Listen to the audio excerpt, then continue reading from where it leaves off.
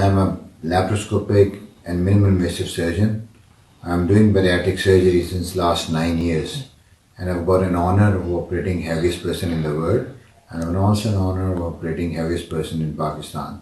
The one which was heaviest in the world was 612 kg. He is now 85 kg, and the one who is heaviest in Pakistan, he was 360 kg, and now he is 160 kg, and he lost almost 200 kg in just 2 years.